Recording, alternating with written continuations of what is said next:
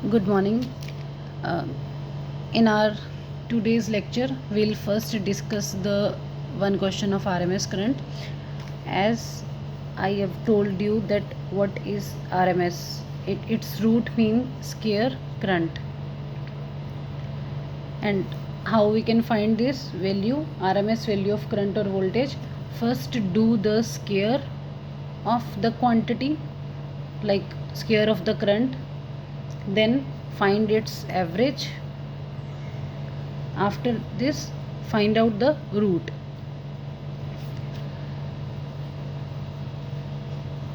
If I have given this value that I is equal to I naught plus I naught sine omega t, find the I RMS. So how we can solve this question? I RMS is equal to, do the square of the quantity, this I, then find out its average, this is the symbol for average, and then apply root. So this is the I RMS is equal to under root of average of I square. Now this average can be written like as integration of this quantity with respect to dt upon integration of dt. Now put here the value of I. This I RMS equal to integration of I square I. What is the value of I? I is I naught plus I naught sign omega t, और इसका square है, means ये पूरी term का square होगा. तो ये कैसे आएगा? I naught plus I naught sine omega T square D T upon integration of D T, और अंडर रूट की जगह इस पूरी ब्रैकेट का मैं लिख रही हूँ half. No it is A plus B whole square. A plus B whole square का फॉर्मूला क्या होता है? A square plus B square plus 2ab, 2 A और बी, ए और बी लिखेंगे तो क्या आएगा? 2 I naught square sine square omega T upon integration of D T. इसकी भी इंटीग्रेशन है और पूरे का स्क्वायर रूट है. स्क्वायर रूट की जगह हम लिख रहे हैं यहाँ पे half. Now solve this part, integration part. This is the average. Average को हम ऐसे भी लिख सकते हैं और एवरेज को आप ऐसे भी लिख सकते हो. ये मैंने कल के लेक्चर में बताया था आपको. तो हम क्या करेंगे, और मैंने कल कुछ शॉर्ट ट्रिक्स भी बताई थी कि साइन थीटा की एवरेज वैल्यू 0 होती है और साइन स्क्वायर थीटा की एवरेज वैल्यू 1/2 होती है. ठीक है, तो इसको मैं ऐसे सिंपलीफाई करके लिख रही हूँ instead of using this representation. पहले तो अंडर रूट है, अंडर रूट के बीच एवरेज ऑफ आई स्क्वायर है ना, तो मैं यहाँ पे क्या लिखूँगी? देखो ये वाली टर्म आई नॉट स्क्वायर की average plus I naught square sine square omega T की average plus 2 I naught square sine square omega T की एवरेज. ठीक है, ऐसे लिख सकते हैं. एवरेज को ऐसे भी रिप्रेजेंट करते हैं हम. नाउ आई नोट तो कांस्टेंट है, तो आई नोट की एवरेज तो I naught square as it is ही आएगा. I naught square here constant. Sine square omega T की एवरेज क्या होती है, जो मैंने कल आपको बताया था, वो होती है हाफ. फिर 2 I naught square sine square, यहाँ पे साइन है, साइन ओमेगा टी है यहाँ पे, yes sign omega T. Sign omega T की एवरेज क्या होती है? 0, और ये आएगा अंडर रूट. ठीक है, तो फिर क्या आया? ये पूरी टर्म तो होगी 0. यहाँ पे आया I naught square plus I naught square by 2. I naught common आएगा. अंडर रूट के बाहर तो आई नोट ही होगा अकेला, अंडर रूट में स्क्वायर है ना. अंदर क्या आ गया? इसकी जगह पे 1 प्लस 1/2. तो 1 प्लस 1/2 इज़ अंडर रूट 3/2. तो मेरे पास क्या आया? Under root 3/2 I naught. तो आई आर एम एस की वैल्यू क्या आई? Under root 3/2 I naught. तो इन दिस वे अगर आपको आर एम एस वैल्यू निकालनी आती है तो आपने ऐसे निकालना है, पहले एवरेज स्क्वायर करके एवरेज, फिर उसका अंडर रूट। ठीक है, उसके बाद है हमारी सर्किट थ्योरी। सबसे पहले देखते हैं हम pure resistive circuit. Pure resistive circuit का क्या मतलब है कि मेरे सर्किट में सिर्फ रेजिस्टेंस है, रजिस्टर लगा हुआ है जिसका रेजिस्टेंस होगा R, और एक AC सोर्स है। ठीक है, this is pure resistive circuit.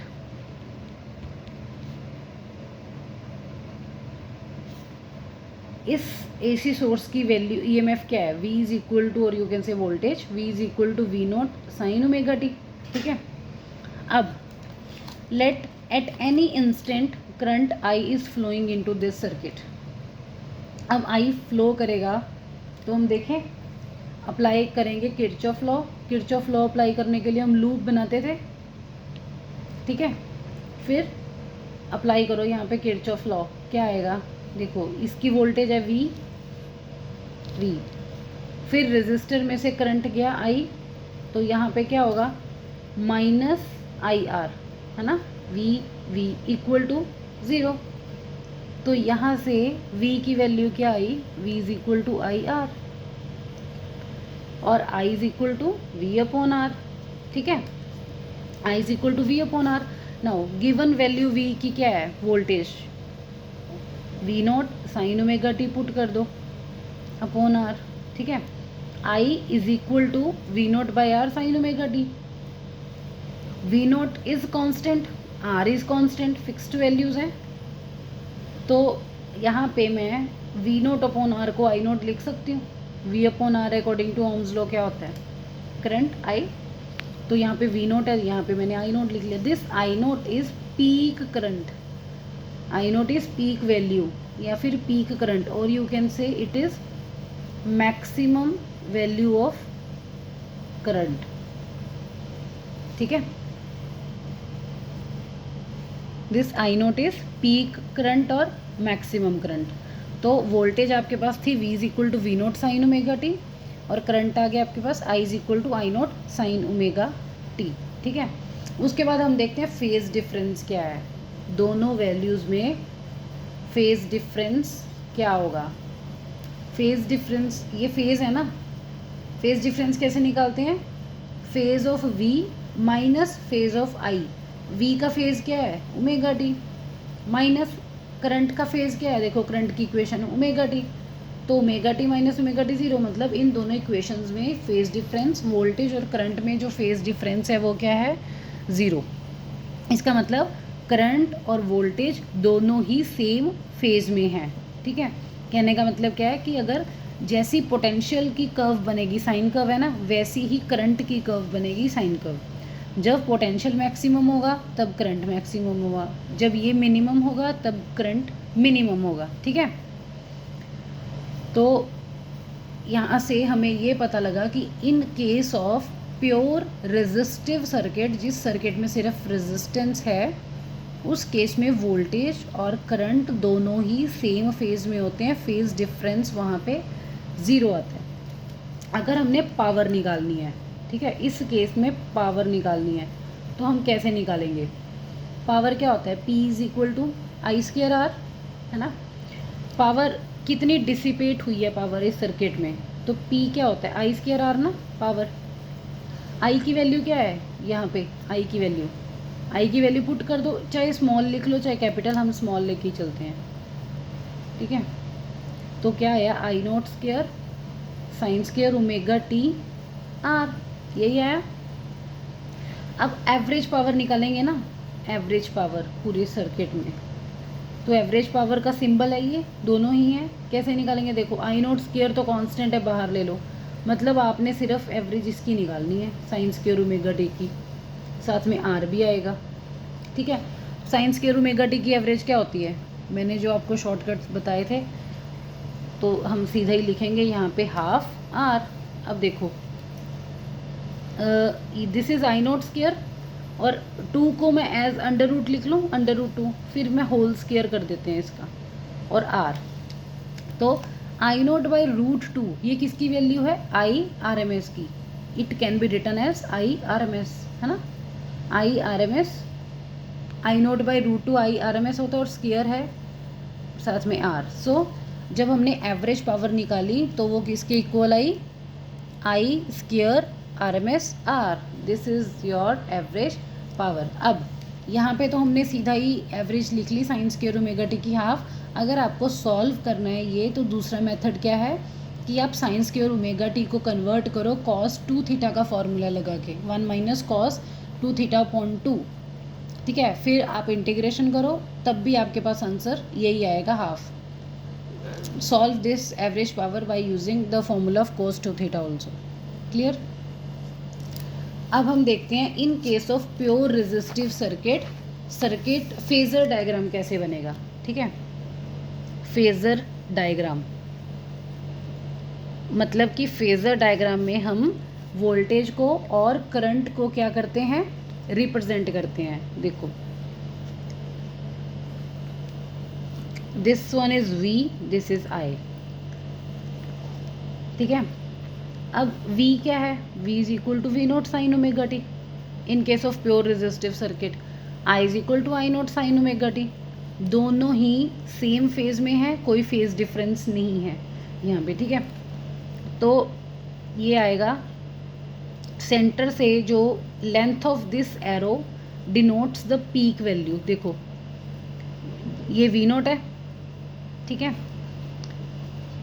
Length of arrow, इसकी जो लेंथ है वो आपकी पीक वैल्यू होगी. जैसे ये V नोट है अगर, तो इसकी जितनी लेंथ होगी that represent the peak value. अगर हम इसकी प्रोजेक्शन में देखूंगी इस y एक्सिस के ऊपर, तो इसकी प्रोजेक्शन ये क्या आएगी, फिर यहाँ पे कितनी वैल्यू आएगी, वो हमें देगी instantaneous value. Projection of this arrow, this length upon y axis gives you the instantaneous value. v is equal to V nought sine omega T. ठीक है, नाउ जब हमने देखा था कि I नोट की वैल्यू क्या है, V note upon R. I note की वैल्यू क्या है, V नोट अपॉन R को ही आपने I नोट लिखा था ना in case of pure resistive circuit. So इसका मतलब जो करंट है वो वोल्टेज से छोटा है. देखो 1/R टाइम्स वोल्टेज को R से डिवाइड करेंगे तो करंट की वैल्यू आएगी. सो करंट की वैल्यू थोड़ी वोल्टेज से छोटी होगी, तो इसकी प्रोजेक्शन देखेंगे तो यहाँ पे इंस्टेंटेनियस वैल्यू मिलेगी I nought sine omega T. ठीक है, but both are in same direction, same phase होगा इनका, मतलब इनमें कोई भी फेज डिफरेंस नहीं है, तो सेम ही इसकी एरो जाएगा. क्लियर है. So this is the phasor diagram of pure resistive circuit. Projection of this on y axis is V nought sine omega T. Projection of I note on y axis gives you the instantaneous value I nought sine omega T. Next है हमारे पास wave diagram. दोनों equations को अब हमने wave में represent करना है, तो हम कैसे करेंगे represent.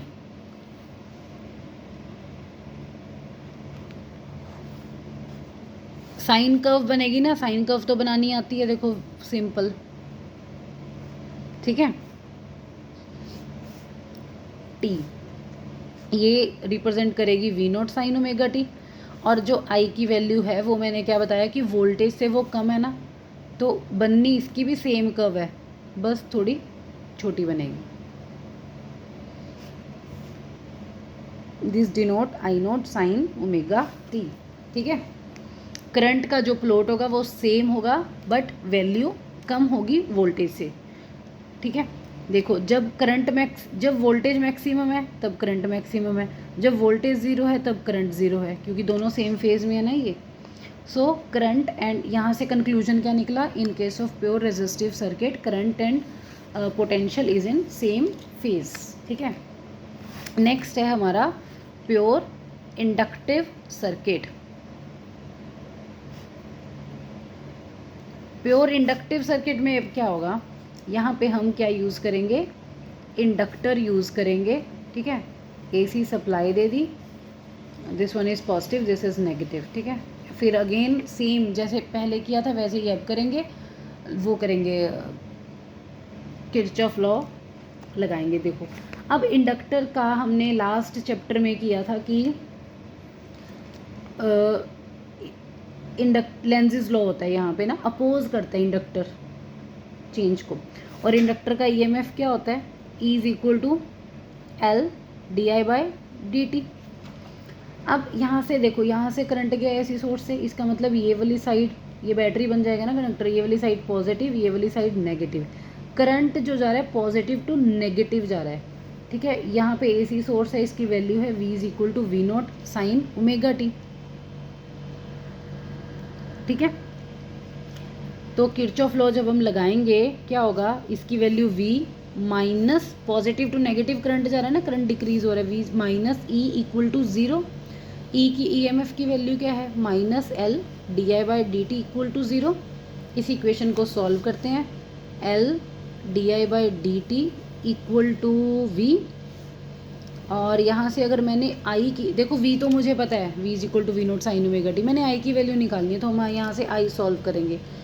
This is equal to V upon L, और ये dt दूसरी साइड किया, टोटल I निकालने के लिए इंटीग्रेशन कर देंगे, इंटीग्रेशन ऑन बोथ साइड्स क्या आएगा, यहाँ V की वैल्यू पुट करते हैं, V is equal to V nought sine, जैसे हमने लास्ट किया था वैसे ही यहाँ पे करेंगे, V nought sine omega T upon L है, और dt दोनों साइड इंटीग्रेशन करेंगे अप्लाई, ठीक है। यहाँ तो डेरिवेटिव और इंटीग्रेशन कैंसिल हो के आई रह गया, V naught upon L sign omega T dt, ठीक है। अब यहाँ पे देखो V नोट बाई L तो कांस्टेंट है, integration of sine is, sine theta की इंटीग्रेशन क्या होती है, माइनस कॉस थीटा, तो यहाँ पे आएगा minus cos omega t divide by integration of this angle, derivative of this angle divide में आता है omega with respect to t, ठीक है। तो करंट की जो वैल्यू आई वो क्या आई, I equal to minus V note upon omega L, V note upon omega L cos omega T, ये आई करंट की वैल्यू, ठीक है। जैसे हमने प्योर रेजिस्टिव सर्किट में किया था ना, वहाँ पे आया था V note upon R। Pure resistive circuit में क्या वैल्यू आई थी, ये देखो प्योर रेजिस्टिव सर्किट है, यहाँ पे I की वैल्यू आई थी V note upon R sine omega T, but यहाँ पे क्या आई है, V note upon omega L cos omega T, ठीक है। V नोट R नहीं आया यहाँ पे, ओमेगा L आया है। और हम क्या करेंगे, अगर मैं इसको ऐसे लिख लूँ minus I nought cos omega T, तो this is V note upon where I nought is, I nought को मैंने क्या लिखा, V note upon omega L, है ना। This term is similar to that of resistance as V note upon R ही I nought होता है, यही होता है ना। तो this term is like resistance, but इसको हम नाम देते हैं इस केस में इंडक्टिव रिएक्टेंस, होता ये भी रेजिस्टेंस ही है, बट हम इसको नई टर्म से डिनोट करते हैं, that is reactance omega L, ठीक है। इसके यूनिट्स हैं ओम, और इसको रिप्रेजेंट करते हैं हम XL से, इंडक्टिव रिएक्टेंस। सो आई नोट की वैल्यू क्या आएगी, V नोट अपॉन XL, ठीक है। ये एक्सप्रेशन आपको न्यूमेरिकल्स में भी यूज़फुल है। तो यहाँ से आप XL की वैल्यू निकाल सकते हो, इंडक्टिव रिएक्टेंस अगर आपको निकालना है। इंडक्टिव रिएक्टेंस मतलब XL को क्या पुट किया मैंने, ओमेगा L, तो इंडक्टिव रिएक्टेंस अगर निकालना आता है तो आपने ये एक्सप्रेशन लगाना है, omega is angular frequency, L is inductance, clear है। उसके बाद है हमारे पास कि अब ये करंट की इक्वेशन है ना, ये कॉस में है और वोल्टेज मेरी साइन में है, मैंने वोल्टेज और करंट दोनों को किस में लेके आना है, मतलब दोनों को मैं सेम उसमें रखूँगी क्योंकि हमने फेज डिफरेंस निकालना होता है। तो हम करंट को चेंज करें, करंट की इक्वेशन को साइन में लेते हैं, ठीक है। देखो I equal to minus I nought cos omega t, cos को साइन में चेंज करें, कॉस को हम साइन में चेंज करते हैं, कैसे चेंज करते हैं, आपने क्वाड्रेंट्स किए हुए हैं, साइन देखो साइन 90 माइनस थीटा, मतलब 90 वाली लाइन पे चेंज होता है ना, ये तो आपको पता है, sine 90 minus theta cos theta होता है, या फिर sine 90 plus theta cos theta होता है, ठीक है। तो यहाँ पे मैं क्या करूँगी, या तो 90 माइनस थीटा कर लो या 90 प्लस थीटा कर लो, बट हम यहाँ पे 90 माइनस थीटा करेंगे। इसका रीज़न मैं बाद में बताती हूँ कि 90 प्लस क्यों नहीं कर रहे, माइनस क्यों कर रहे हैं। यहाँ पे हम क्या करेंगे, आई नोट कॉस ओमेगा टी की जगह मैं लिखूँगी यहाँ पे साइन 90 माइनस थीटा, मतलब पाई/2 माइनस थीटा मेरा ओमेगा टी है ना यहाँ पे, तो पाई/2 माइनस ओमेगा टी। अब ये नेगेटिव साइन है, नेगेटिव को अंदर लेके जाते हैं, तो क्या आएगा, नेगेटिव को अंदर लेके गई मैं जब, माइनस पाई/2 प्लस ओमेगा टी, तो मतलब यहाँ पे आ गया I naught sine omega T minus पाई/2, ये आ गया ना, आई की वैल्यू आ गई ओमेगा टी माइनस पाई/2। ठीक है, अब मैंने 90 प्लस थीटा क्यों नहीं किया, 90 माइनस थीटा क्यों किया, क्योंकि अगर मैं 90 प्लस थीटा करती तो मेरे पास यहाँ पे भी नेगेटिव है बाहर, बट मुझे ओमेगा टी अपना पॉजिटिव चाहिए था। ओमेगा टी पॉजिटिव तो आता अगर हम 90 माइनस थीटा करते, दोनों इक्वेशन यूज़ करके कॉस थीटा तो बन ही जाना था, बट हमने ये इस टर्म को पॉजिटिव बनाना था और हमारे पास बाहर नेगेटिव साइन भी था, माइनस माइनस प्लस हो गई, ये टर्म पॉजिटिव आ गई, इस वजह से हमने प्रेफर किया कि हम 90 माइनस थीटा करते हैं।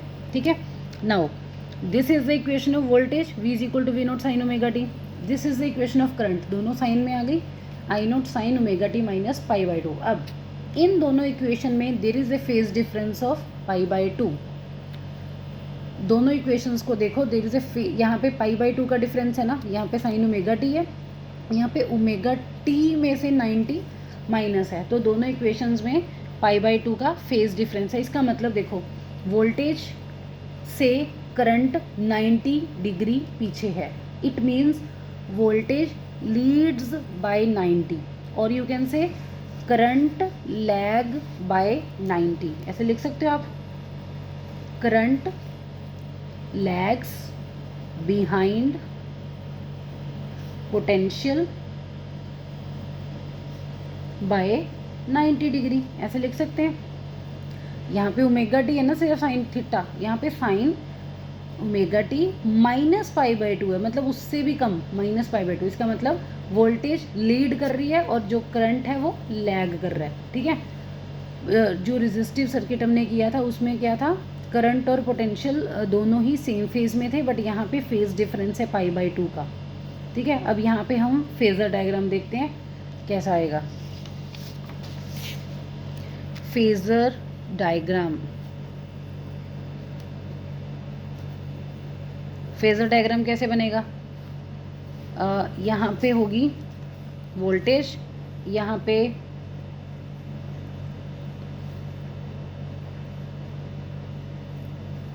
एक मिनट,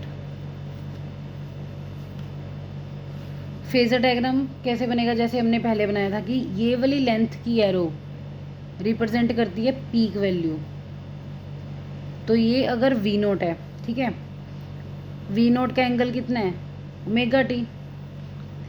अब वी नोट से, वी नोट ये है और आई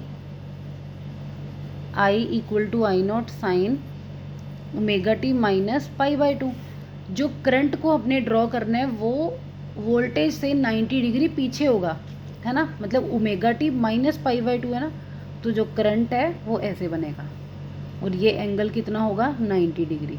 ठीक है, तो this is the phasor diagram in case of pure inductive circuit, क्योंकि आपने जो आई को ड्रॉ करना है वो ऐसे करना है, ओमेगा टी माइनस पाई/2।